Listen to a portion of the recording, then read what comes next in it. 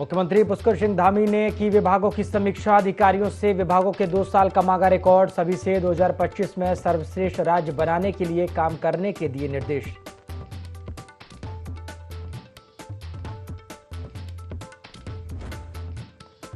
बद्रीनाथ में खतरे का निशान पार कर गई अलकनंदा। मास्टर प्लान के तहत धाम में चल रहे सभी काम रुके। पुलिस ने माइक से मुनादी कर सभी को किया सतर्क।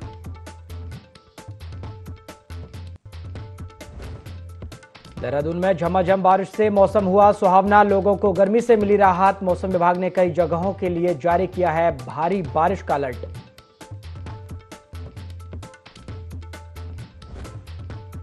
सैन्यधाम स्थल गुनियाल गांव पहुंचकर मंत्री गणेश जोशी ने किया वृक्षारोपण। एक पेड़ मां के नाम अभियान के तहत लगाया पेड़। 200 से ज्यादा पौधों का किया गया रोपण।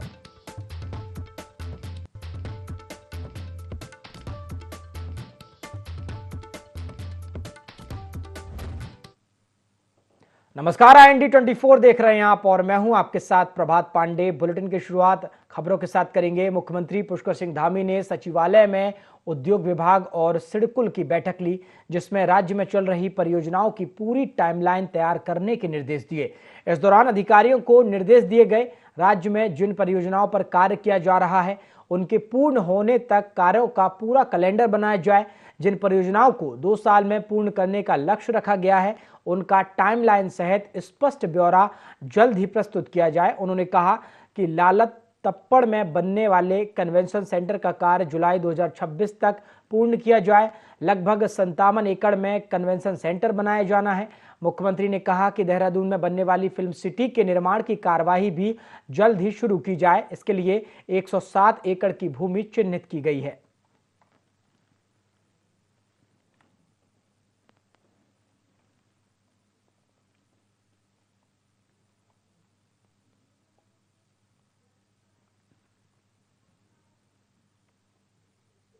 उच्च हिमालयी अलकापुरी संतोपंथ क्षेत्र में बढ़ते तापमान से ग्लेशियर पिघलने के कारण भू बैकुंठ नगरी श्री बद्रीनाथ धाम में लगातार बढ़ रहे अलकनंदा नदी के जलस्तर में तड़के 2 बजे के बाद से कमी आई है। राहत भर खबर यह है कि सुबह बद्रीपुरी में अलकनंदा नदी करीब 912.10 मीटर के जलस्तर पर बह रही है और सुबह से तप्त कुंड क्षेत्र में हालात फिर से सामान्य हो चले हैं। सुबह ब्रह्म मुहूर्त से ही नारद कुंड के आसपास से लेकर तप्त कुंड क्षेत्र ब्रह्मा कपाल क्षेत्र तक श्रद्धालुओं की भीड़ जुटने से एक बार फिर से चहल पहल लौट आई है। तीर्थयात्री सुगमता से स्नान के बाद भगवान श्री बद्री विशाल जी के दर्शनों का पुण्य लाभ भी अर्जित कर रहे हैं।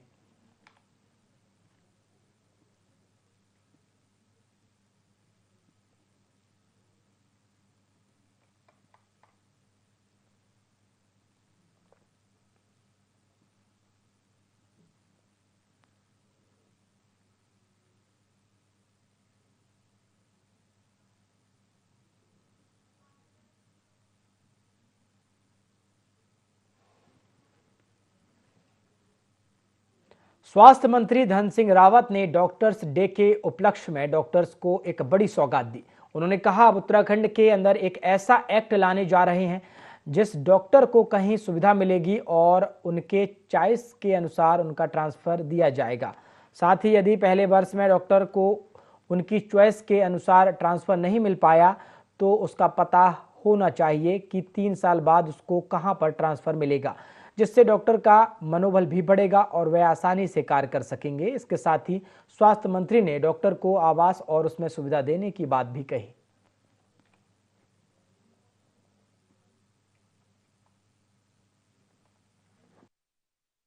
साहब की अध्यक्षता में कमेटी गठित की है कि डॉक्टर्स को जब भी वो किसी भी हॉस्पिटल में जाते हैं, उनका जब ट्रांसफ़र होता है या ज्वाइनिंग होती है तो उनके लिए आवास भी वहाँ पे हो जाए, उनके लिए सारी व्यवस्था हो जाए ताकि वो अच्छा से वहाँ पे मरीजों को देख पाएँ।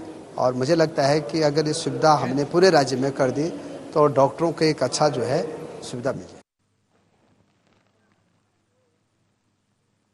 बीते रोज संसद में कांग्रेस नेता राहुल गांधी के दिए गए बयान का विरोध करते हुए डोईवाला चौक पर तमाम हिंदूवादी संगठनों ने जोरदार नारेबाजी करते हुए राहुल गांधी का पुतला दहन किया। इस दौरान हिंदूवादी संगठनों के नेताओं ने आरोप लगाया कि राहुल गांधी ने हिंदुओं की भावनाओं को आहत करने वाला बयान दिया है।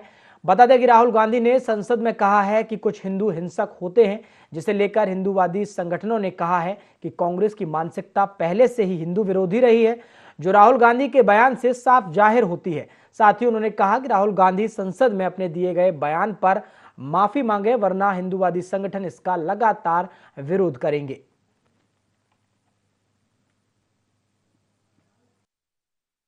संसद से राहुल का पूरे विश्व को संदेश देने का है कि हिंदू समाज हिंसक है।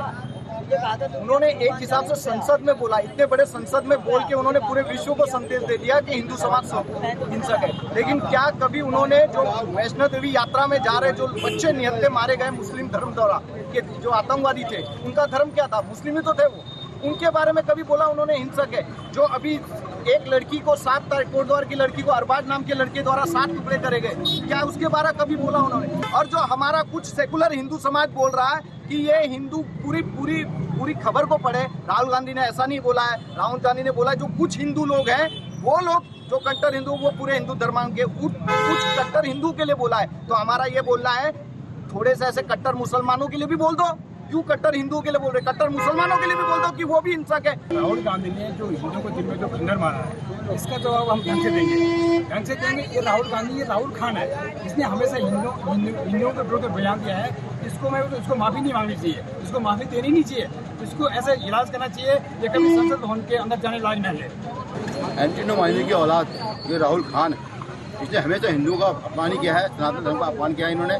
और आज जिस प्रकार से इन्होंने कल संसद में इसने हिंदुत्व के खिलाफ बयान दिया है कि हिंदू हिंसक होता है, जबकि हिंदू बहुत सरल स्वभाव का व्यक्ति होता है और हमेशा दूसरों की मदद करने वाला व्यक्ति होता है। उसके लिए इसने इस तरह की बयानबाजी की, इसकी हम सभी हिंदुवादी संगठन लोग इसकी घोर निंदा करते हैं। और आज उसी क्रम में आज हम सब लोगों ने यहाँ पर मिलकर उसका पुतले दहन का कार्यक्रम रखा था। हमें सरकार से भी मांग करते हैं कि इस प्रकार के जो असामाजिक तत्व ही हैं ये राहुल खान, इसने हमेशा जिस प्रकार से हिंदू को बदनाम करने का काम किया है, तो इसकी घोर निंदा करते हैं। लोकसभा चुनाव संपन्न होते ही उत्तराखंड में समीक्षा बैठकों का दौर लगातार जारी है, जिसको लेकर मुख्यमंत्री पुष्कर सिंह धामी एक्टिव मोड में नजर आ रहे हैं।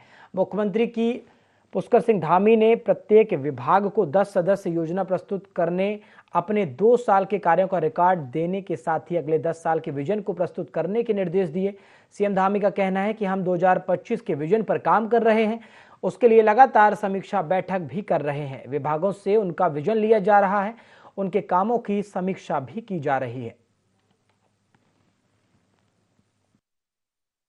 सभी विभागों का क्रमवार रूप से हमने समीक्षा रखी है, जिससे कि जो पिछले दिनों काम हुए हैं, हम कितना पहुंचे हैं, कितना हमारा लक्ष्य है, और हर विभाग अपनी 10-10 योजनाएं प्राथमिकता की दे, गेम चेंजर स्कीम दे, अगले 2 सालों के अंदर जो पूरे होने वाले वो प्रोजेक्ट दें, 2025 के दें, और अभी तक हमने कितना प्राप्त किया है उसकी सारी जानकारी, और आगे हमें कौन से लक्ष्य प्राप्त करने हैं, और अगले 10 सालों का जो रोड मैप है वह भी प्रस्तुत करें।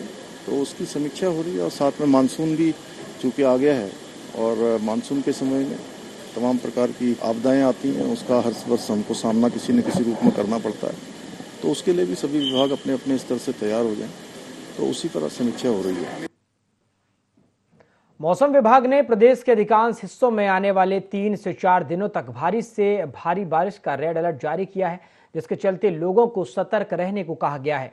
मौसम विभाग की माने तो 3 से 4 दिनों तक कुमाऊं के अधिकांश हिस्सों में भारी बारिश का रेड अलर्ट जारी किया गया।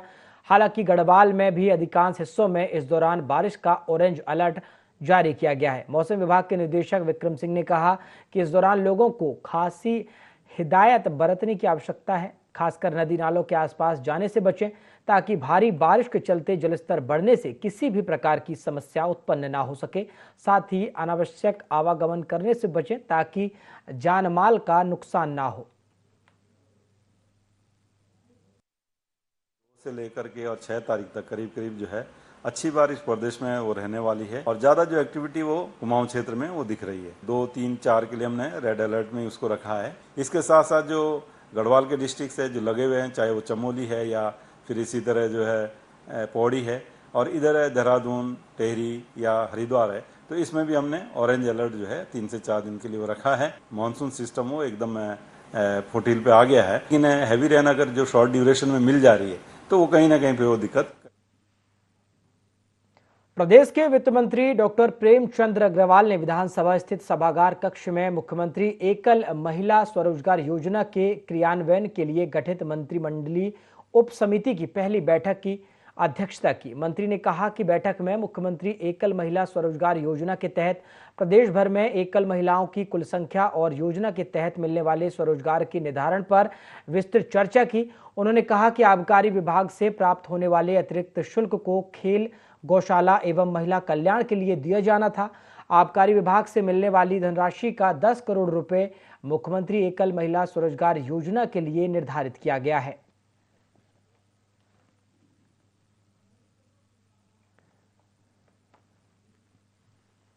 तो वित्त मंत्री डॉक्टर प्रेमचंद्र की अध्यक्षता में यह बैठक हुई है। स्वरोजगार के निर्धारण पर इस पर चर्चा हुई। मुख्यमंत्री एकल महिला स्वरोजगार योजना को लेकर यह बैठक थी।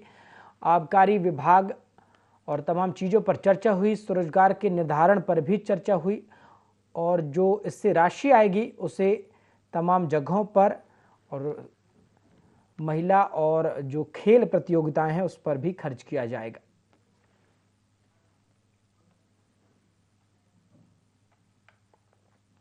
हरिद्वार में हर की पौड़ी समेत अन्य घाटों पर हुड़दंग करने वालों और अभद्र सोशल मीडिया रील बनाने वालों को पुलिस ने चेतावनी दी है। हरिद्वार पुलिस की ओर से हर की पैड़ी पर कई चेतावनी के साइन बोर्ड लगाए गए हैं, जिसमें गंगा स्नान करती हुई महिलाओं और बच्चों के फोटो वीडियो बनाने से श्रद्धालुओं को आपत्ति होती है। एसपी सिटी स्वतंत्र कुमार का कहना है कि नियमों की अनदेखी करने वालों पर कानूनी कार्रवाई की जाएगी।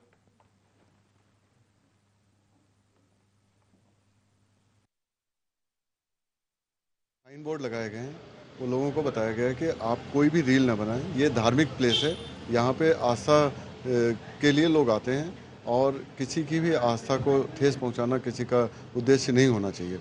और इस साइन बोर्ड का इम्पैक्ट भी आ रहा है, काफ़ी लोग इसको देख के और जो आप लोगों की सोशल मीडिया में वो साइन बोर्ड कवर किया गया है उससे लोगों को संदेश भी मिला है और काफ़ी लोग इससे प्रेरित भी हुए हैं। लोग नहीं कर रहे हैं। इसके बावजूद अगर कोई इस तरह की एक्टिविटीज करेगा तो उसके खिलाफ लीगल कार्रवाई की। खबरों में आगे बढ़ते हैं। मंगलौर में पुलिस ने व्यक्ति की हत्या का खुलासा कर दिया है।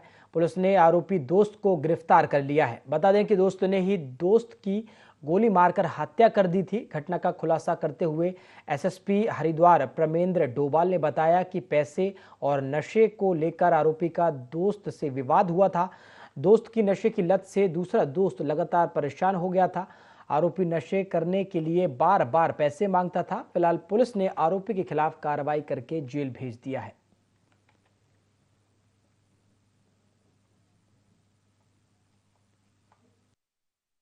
थाना क्षेत्र में झवेरन के पास में एक सूचना पुलिस को प्राप्त हुई थी कि एक व्यक्ति की कान के पास में गोली मार के उसकी हत्या कर दी गई है। तत्काल पुलिस मौके पर पहुंचने के बाद सभी साक्ष्य संकलन किया गया और इस व्यक्ति की पहचान के लिए प्रयास किए गए। पुलिस को यह संज्ञान में आया कि उक्त व्यक्ति का नाम कपिल सैनी पुत्र संजय सैनी है। तत्काल उसके पिता की ओर से पुलिस ने इसमें अभियोग पंजीकृत किया। 302 की कार्रवाई को आगे बढ़ाते हुए ये जब हमें पता लगा कि यह व्यक्ति एक अन्य लड़के के साथ आया था अंकित सैनी के नाम से, जब पुलिस ने उसके धरपकड़ का प्रयास किया तो वो घर से फरार था। तो उस व्यक्ति को पुलिस के द्वारा पकड़ा गया। उसके द्वारा यह कबूल किया गया कि उसके द्वारा ही यह हत्या की गई है।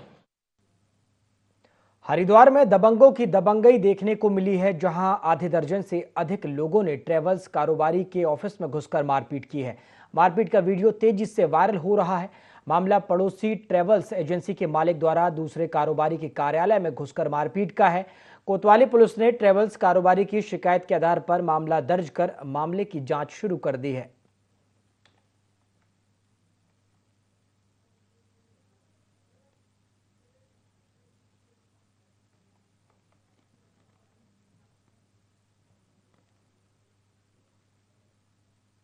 कांवड़ यात्रा जल्द ही शुरू होने वाली है। देवभूमि में लाखों की संख्या में श्रद्धालु कांवड़ लेकर पहुंचेंगे, जिसको लेकर तैयारियां जोरों पर हैं। अलग अलग राज्यों से आने वाले कांवड़ियों को किसी तरह की असुविधा ना हो, इसके लिए बैठकों का दौर जारी है। कांवड़ यात्रा के दौरान सबसे बड़ी चुनौती विधि व्यवस्था को पुख्ता रखना है। डीजीपी अभिनव कुमार ने कहा है कि कांवड़ यात्रा में सबसे ज्यादा परेशानी पार्किंग की होती है। पार्किंग के लिए भी समुचित व्यवस्था की जा रही है। साथ ही लोगों को किसी तरह की कोई दिक्कत ना हो, इसके लिए ड्रोन के माध्यम से पूरी कांवड़ यात्रा पर नजर रखी जाएगी।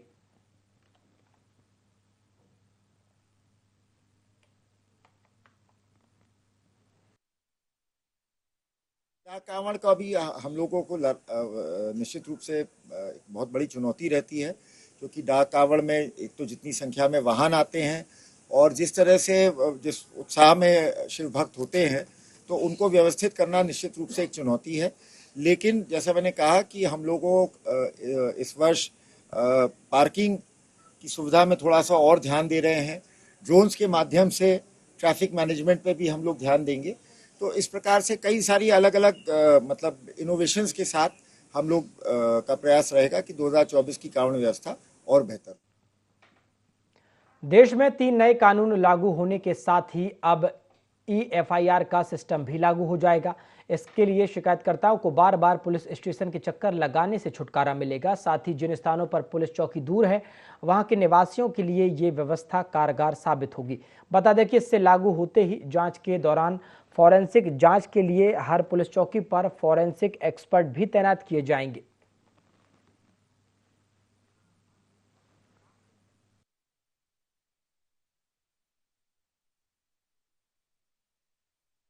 EFIR का सिस्टम अब लागू हो जाएगा। तो कई केसेस में जहां लोगों को असुविधा होती थी कि थाने चौकी के चक्कर काटने हैं, वो उनको उस भागदौड़ से, उस असुविधा से बचेंगे। इसके अलावा इन कानूनों में साइंटिफिक एविडेंस पे, फोरेंसिक एविडेंस पे बहुत जोर दिया गया है।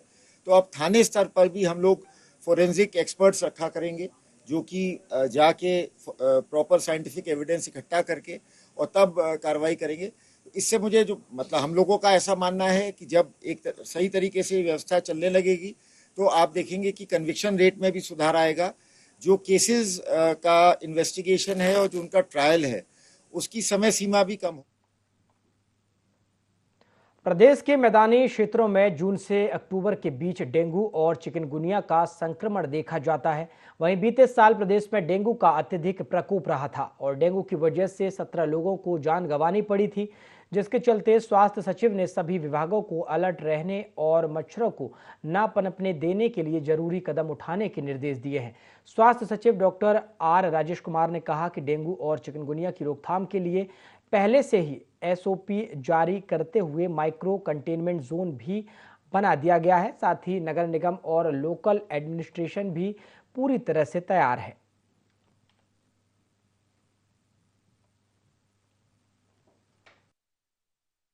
डेंगू और चिकनगुनिया के लिए हम लोगों ने बहुत पहले ही SOPs जारी कर दिए हैं। धरातल पे डिस्ट्रिक्ट एडमिनिस्ट्रेशन, नगर निगम के साथ हमने मिलके माइक्रो कंटेनमेंट जोन्स पहले ही बना दिए हैं और लगातार इसमें कार्रवाई चल रही है और सभी के साथ मिलके सोर्स रिडक्शन स्ट्रैटेजी जो है उस पर हम लोग लगातार काम कर रहे हैं। बाकी वाटर बॉर्न इलनेसेस जो कॉमन रहती हैं बारिश के सीज़न में, उसके लिए भी हम लोगों ने SOP जारी कर।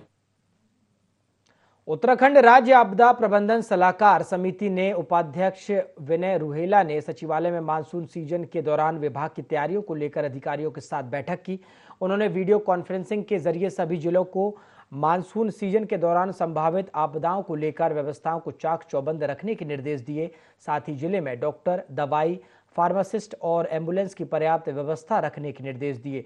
उन्होंने कहा कि आपदा से बचाव के लिए जागरूकता जरूरी है, इसलिए सूचना प्रसारण तंत्र को सशक्त किया जाएगा।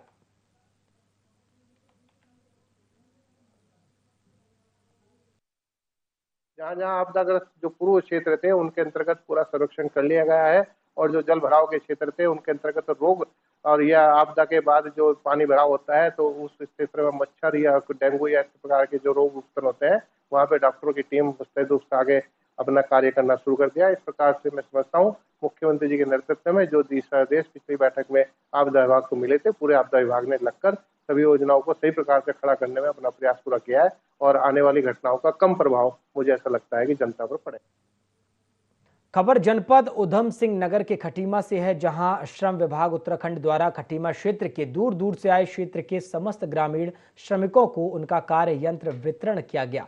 वहीं श्रम प्रवर्तन अधिकारी दीपक कुमार ने मीडिया से रूबरू होते हुए बताया कि हमारे यहां 300 किट उपलब्ध है, जिसमें हमारी कोशिश यह है कि सभी श्रमिकों को किट उपलब्ध कराई जाए, जिसमें कारपेंटर, राजमिस्त्री, इलेक्ट्रीशियन के टूल किट के साथ एक छाता, कंबल और महिलाओं को सैनिटरी पैड भी दिया गया। वहीं जो श्रमिक बाकी रह जाएंगे उनको भी टोकन देकर जल्द से जल्द उनका भी सामान उपलब्ध कराया जाएगा। सामान में बोर्ड द्वारा प्रदत्त सामग्री कंबल दिया जा रहा है और छाता दिया जा रहा है, माता बहनों के लिए साथ में सैनिटरी पैड है और इसके अतिरिक्त हमारे पास टूल किट उपलब्ध कराई गई है। जो जिस ट्रेड के अनुसार श्रमिक है उसको उस ट्रेड के अनुसार टूल किट भी दी जा रही है। जैसे कोई कारपेंटर है तो कारपेंटर की है, इलेक्ट्रीशियन है तो इलेक्ट्रीशियन की है, कोई राज मजदूर है तो उसे राज मजदूर की टूल किट है और राजमिस्त्री को राजमिस्त्री की टूल किट है। अगर कोई महिला राज मजदूर के साथ काम करती है और उसने राज मजदूर के रूप में हमारे यहाँ पंजीकरण करा रखा है तो उसे टूल किट के रूप में ये सब चीज़ें दी जा रही हैं। हमारे पास 300 टूल किट उपलब्ध भी हैं। हमारा टारगेट है कि हम शाम तक 300 की 300 टूल किट वितरित कर दें। उत्तराखंड में मानसून दस्तक दे चुका है। पर्वतीय क्षेत्र होने के चलते उत्तराखंड में नदियों का जलस्तर बढ़ना और सड़कों का तालाब में तब्दील होना अब आम बात सी हो गई है। देखिए खास रिपोर्ट। मानसून की पहली बारिश में खुली विकास की पोल, प्रशासन की सफाई, ड्रेनेज सिस्टम के दावे फुस, करोड़ों रुपए खर्च, कागजों में विकास। पहली ही बारिश में सड़कें तालाबों में हुई तब्दील। उत्तराखंड विषम भौगोलिक परिस्थितियों वाला राज्य है। ऐसे में मानसून जब उत्तराखंड में दस्तक देता है तो नदियों का जलस्तर बढ़ता है। पहाड़ों में भूस्खलन और प्राकृतिक आपदाएं प्रत्येक साल उत्तराखंड वासियों को कुछ न कुछ सबक और सीख देकर जरूर जाती हैं। सरकार भले ही पुरानी आपदाओं से सीख लेने की बात करती हो, लेकिन धरातल पर सरकार की परियोजनाएं जस की तस नजर आती हैं। सरकार भले ही देहरादून को स्मार्ट सिटी बनाने की बात करती हो और स्मार्ट सिटी के नाम पर हजारों करोड़ों रुपए भी बहाए गए हों, लेकिन देहरादून की सड़क कितनी स्मार्ट हुई है या तो मानसून की पहली बारिश ने ही हकीकत दिखा दी है। पहली बारिश में सड़कें लबालब, सफाई के निगम के दावे फेल, ड्रेनेज सिस्टम को लेकर उठ रहे सवाल, आम जनता का हाल बेहाल। बीते रोज झमाझम बारिश के बाद देहरादून की सड़क तालाब में तब्दील होती हुई नजर आई।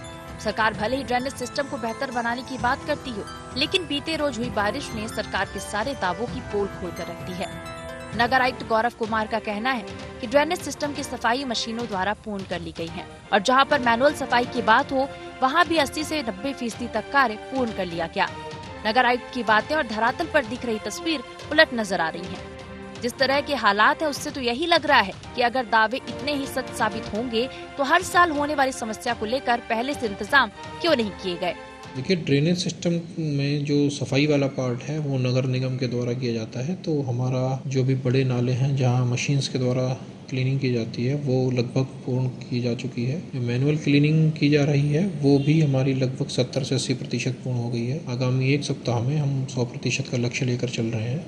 तो जो नगर निगम की नालियां हैं जो या छोटे गली मोहल्लों में सोकपिट का काम है वो भी नगर निगम के द्वारा किया जा रहा है। जो बड़ी रोड्स के अलोंग है जिनके डायरेक्शंस में, उसमें PWD या अन्य संबंधित विभाग हैं उनके साथ भी लगातार समन्वय स्थापित कर जो भी ऐसे वल्नरेबल एरियाज हैं उनके लिए उनको सूचित किया जा रहा है। वहीं कांग्रेस प्रवक्ता शीशपाल सिंह बिष्ट का कहना है कि राज्य में हर साल मानसून में प्राकृतिक आपदाएं आती हैं। मैदानों में जल भराव की स्थिति हर साल आती है, लेकिन सरकार इस ओर कोई ध्यान नहीं देती है।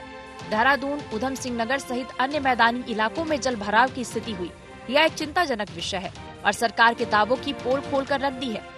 हम हर साल सरकार को चेताते हैं, लेकिन सरकार विपक्ष की बातों को अनदेखा करती है, जिसका खामियाजा प्रदेश की जनता को उठाना पड़ता है। मानसून में हर साल उत्तराखंड में आप देखिए कि भारी तबाही होती है। मैदानी क्षेत्रों में जल भराव की दिक्कत रहती है। हरिद्वार, उधम सिंह नगर में बाढ़ जो है हर साल आती है और कई गांव जो है बाढ़ की चपेट में आते हैं। जनजीवन अस्त व्यस्त हो जाता है। सरकार को लगातार चेताने और जगाने का काम करते हैं कि जो है मानसून के लिए पहले से ही व्यापक तैयारियां करनी चाहिए, लेकिन सरकार जो है कुंभकर्णी निंद्रा से जो है उठती नहीं है। पहली ही बारिश में जिस तरीके से हरिद्वार में जो है तमाम गाड़ियां बह गई, तमाम जो है जल भराव की दिक्कतें हो गई, तो इससे साफ है कि प्रशासन ने पहले तैयारियां जो है नहीं की है। उत्तराखंड सरकार जो है पिछले वर्षों की घटनाओं से कोई सबक नहीं लेती है और हर साल जो है स्थिति ज्यों की त्यों रहती है।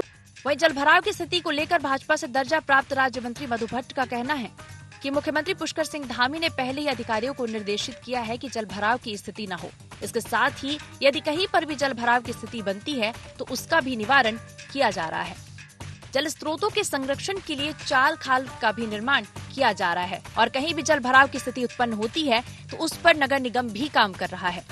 जल भराव अगर कहीं हो रहा है, जैसे नालियां अगर नहीं बनी है तो उसकी अभी माननीय मुख्यमंत्री जी ने काफी दिन पहले से कह दिया था जहां जहां नालियां हैं उनको दुरुस्त किया जाए, ठीक किया जाए। जल भराव जल संरक्षण के लिए अगर कहीं हमारे नाले खाले चाल और जो कई सूख भी गए हैं पहाड़ों में जब जैसे हम जाते हैं उनको पुनर्जीवित करने के लिए इस प्रकार से जो है जलाशय भी बनाए जाएं। कहीं अगर जल भराव की समस्या आ रही है उसका तुरंत निदान होगा। एक टीम भी बनाई गई है, नगर निगम की जो टीम है वो लगातार अगर कहीं से भी कोई सूचना आती है तो उसको निस्तारण करने के लिए तुरंत वो टीम जाती है। भारी बारिश के चलते उत्तराखंड में हालात अभी से बिगड़ने लगे हैं। स्मार्ट सिटी के नाम पर बहाए गए हजारों करोड़ों रुपए बरसात आते ही बरसाती नालों में बहकर सरकार के दावों की पोल खोल रहे हैं। सरकार भले ही पिछले मानसून से सबक लेने की बात कहती हो, लेकिन हालात जस के तस हैं। ऐसे में सवाल खड़ा होता है कि आखिर कब लोक निर्माण विभाग, आपदा प्रबंधन विभाग और तमाम स्थानीय प्रशासन आपस में बेहतर समन्वय बनाकर आपदा से निपटने के लिए तैयार होंगे। देहरादून से IND 24 के लिए संवाददाता विनय सूद की रिपोर्ट। बुलेटिन में फिलहाल इतना ही। देश और दुनिया की तमाम खबरों के लिए आप देखते रहिए IND 24। नमस्कार।